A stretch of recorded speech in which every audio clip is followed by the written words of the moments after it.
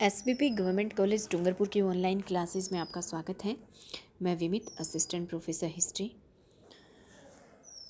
अपने इस वीडियो में हम भारत शासन अधिनियम 1919 के बारे में देखेंगे। इसे मोंटेग्यू चेम्सफोर्ड सुधारों के नाम से भी जाना जाता है। उस समय भारत के राज्य सचिव मोंटेग्यू थे और भारत के वायसराय थे चेम्सफोर्ड। 1919 में पारित किया गया था इस अधिनियम को, पर यह लागू हुआ था 1921 में। इसके महत्वपूर्ण विशेषताएं देखते हैं इस अधिनियम की। तो 20 अगस्त 1917 को ब्रिटिश सरकार ने पहली बार घोषणा की थी कि उसका उद्देश्य भारत में कर्मिक रूप से उत्तरदायी सरकार की स्थापना करना है।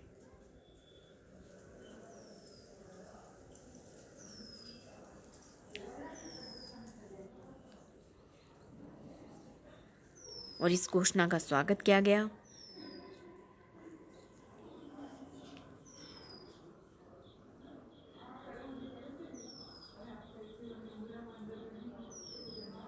कांग्रेस ने इस घोषणा का स्वागत किया। और ये जो मोंटेग्यू की घोषणा थी अगस्त 1917 की, इसी के तहत फिर आगे चलकर यह अधिनियम पारित हुआ।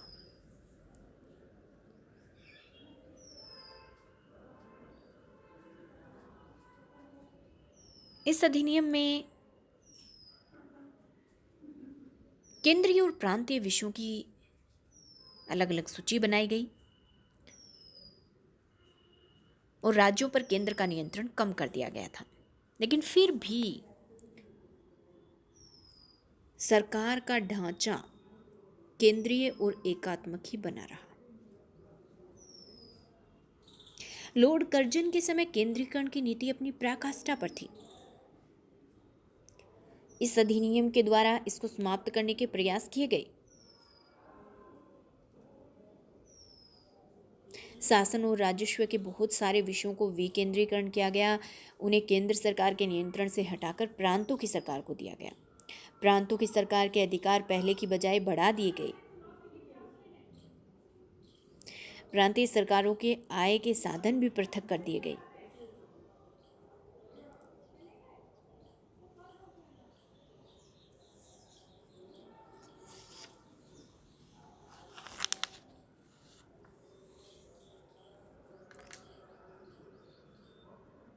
केंद्र और प्रांत के जो विधान परिषदें थी, उनको अपनी अपनी सूची के विषयों पर कानून बनाने के पूरे अधिकार दिए गए। प्रांतों में द्वैध शासन की स्थापना के प्रस्ताव भी इस अधिनियम के तहत पारित किए गए। तो इस अधिनियम की सबसे बड़ी विशेषता थी कि प्रांतों में आंशिक उत्तरदायित्व एवं द्वैध शासन की स्थापना करना।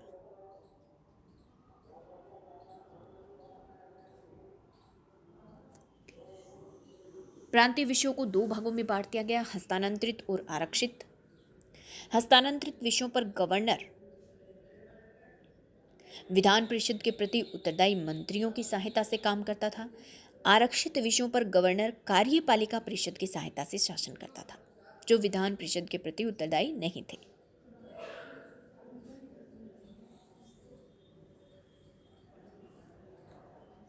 हालांकि यह व्यवस्था ज़्यादा सफल नहीं हुई।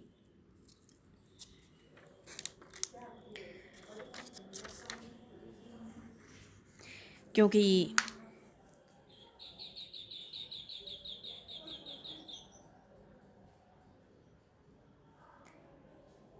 इससे शासन की दोहरी व्यवस्था आई। नियंत्रक एवं महालेखा परीक्षक का सुझाव भी इस एक्ट में दिया गया।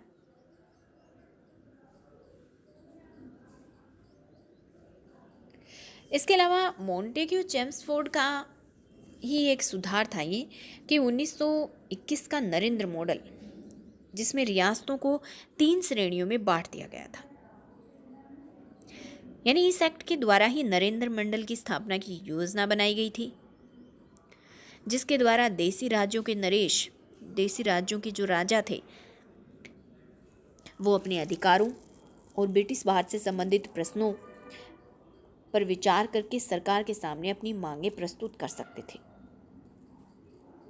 तो इससे सारे भारत के प्रांतों और साथ ही राज्यों की भलाई से संबंधित विषयों पर देसी राजाओं से परामर्श करने की परंपरा की शुरुआत हो गई थी।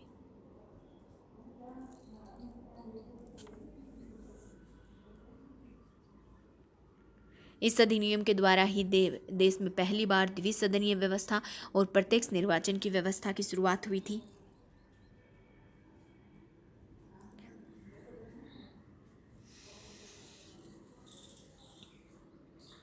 इस तरह से भारत में विधान परिषद के स्थान पर द्विसदनीय व्यवस्था यानी राज्यसभा और लोकसभा का गठन किया गया। ये जो दोनों सदन थे, इनके ज्यादातर सदस्यों को प्रत्यक्ष निर्वाचन के माध्यम से ही निर्वाचित किया जाता था।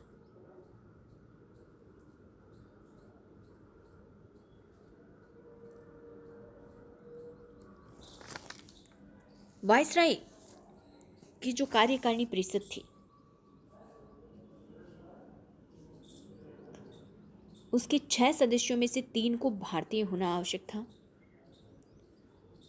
कुल 8 सदस्य थे, एक वायसराय, दूसरा कमांडर इन चीफ, ये तो ब्रिटिश थे।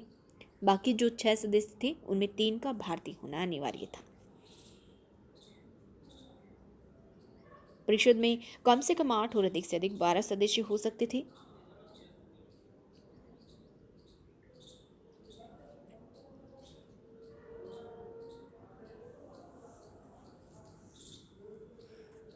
इसके अलावा इस अधिनियम के द्वारा सांप्रदायिक निर्वाचन को और भी ज़्यादा विस्तारित कर दिया गया।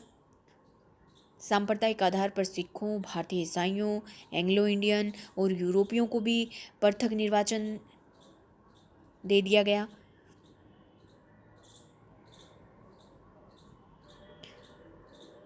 उन्नीस के अधिनियम ने संपत्ति, कर या शिक्षा के आधार पर सीमित संख्या में लोगों को मताधिकार प्रदान किया। हालांकि इस एक्ट के द्वारा पहली बार महिलाओं को वोट देने का अधिकार मिला। इसी एक्ट के प्रावधानों के अनुसार ही 1926 में सिविल सेवकों की भर्ती के लिए लोक सेवा आयोग का गठन किया गया। पहली बार केंद्रीय बजट और प्रांतीय बजट को इस अधिनियम के अनुसार अलग अलग कर दिया गया। राज्य विधानसभाओं को अपना बजट खुद बनाने का अधिकार दिया गया। ब्रिटिश संसद में भारत मंत्री के वेतन एवं भत्तों को भारतीय राजस्व के स्थान पर इस अधिनियम द्वारा ब्रिटिश राजस्व से दिया जाना निश्चित किया गया।